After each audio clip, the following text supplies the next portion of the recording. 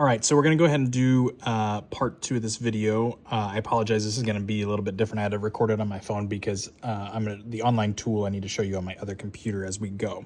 Okay, so in the first part of this lesson, we were talking about using residuals to find lines of best fit. And now we're going to go into how do we use maybe some technology to help us with that. Okay, so on your note sheet, it says finding lines of best fit. You can use technology to perform a method called linear regression to find a precise line of fit called a line of best fit. This line best models a set of data. Technology will give often a R value called the correlation coefficient. This value tells you whether the correlation is positive or negative and how closely the equation models the data. Values of R range from -1 to 1. When R is close to 1, it would be a strong positive correlation. When it's close to -1, it would be a strong negative correlation. And if it's 0, it's no correlation, okay? So pretty much what that means is if we get a R value that's like 0.98 something, it's gonna be very strong positive correlation, which means that all the data points are gonna be really close to our line of best fit.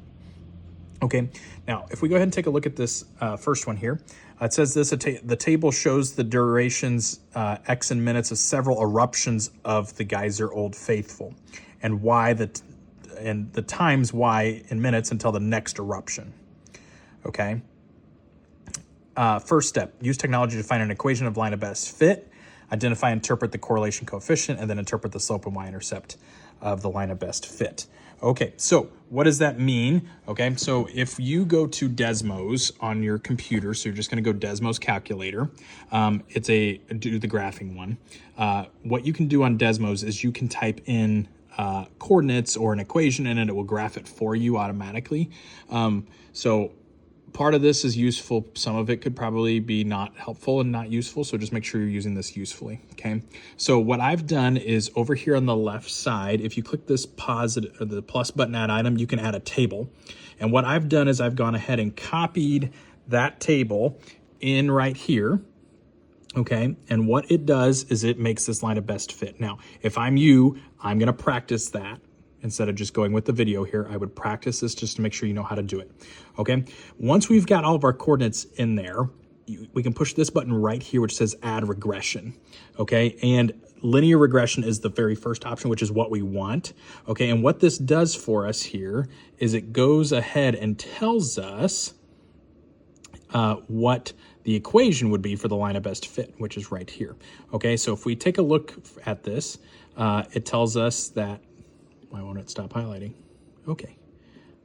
It tells us that the equation is y equals 11.99990x plus 35.1, etc. Okay, so that's our equation to start with. Now we are going to go ahead and round those things. Okay, and we're just going to use 12x and 35. So over here, so our equation will end up being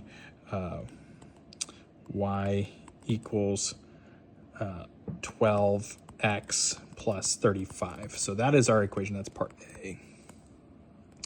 Okay, now B is to interpret and find the correlation coefficient. So remember that letter is R, which is not the R squared, it's just the R. So the correlation coefficient here is 0.9787.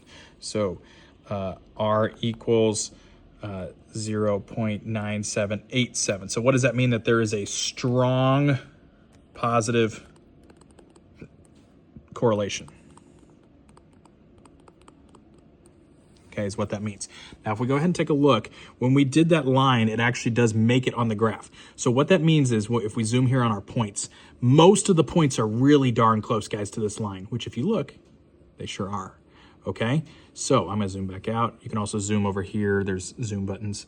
Okay, so there's my graph. Okay, now what we need to do is interpret the slope and y-intercept. Okay, so C. Okay, so let's go ahead and start with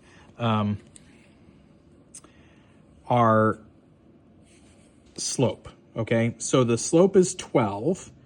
Okay, and that means that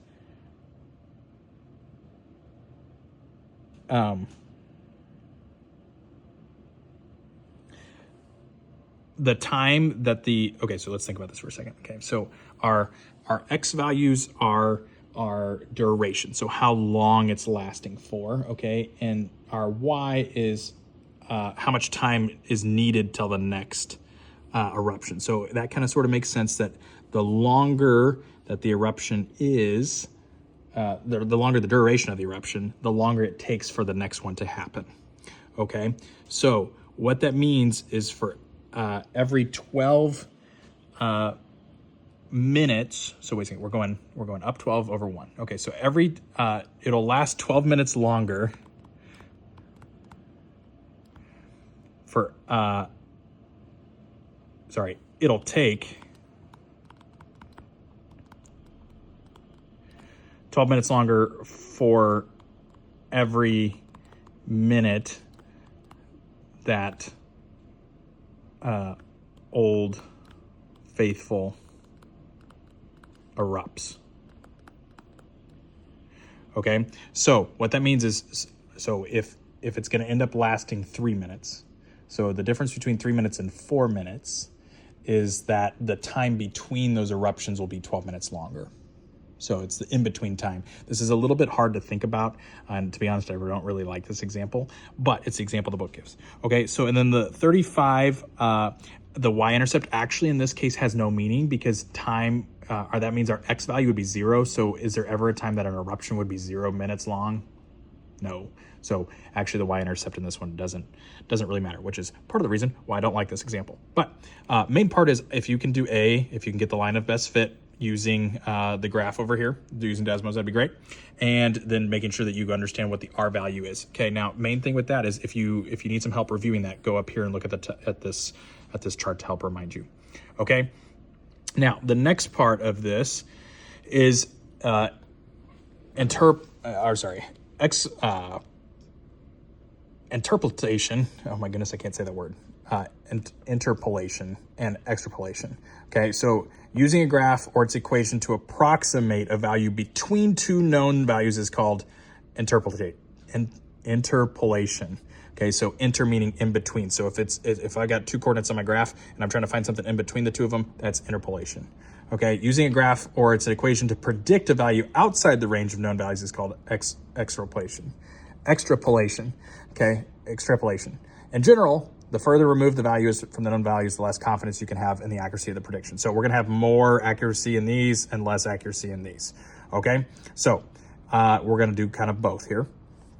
So it says this: refer to example 3, use the equation of line of best fit, which reminder was y equals 12x plus 35. Okay, and we're going to approximate the time until the next eruption after an eruption lasting 3.5 minutes. Okay, now if you remember, the duration was the x value. So all we're gonna do is plug in 3.5 for x and then solve for y. Okay, so we're gonna start with that. So I'm gonna do a over here. Okay, so y equals 12 times 3.5 plus 35. Okay, and when we do that all together, I'm just gonna go ahead and skip because this video is starting to get long already. We will get 77.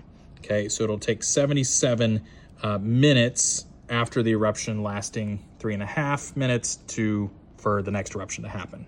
So our answer there would be 77.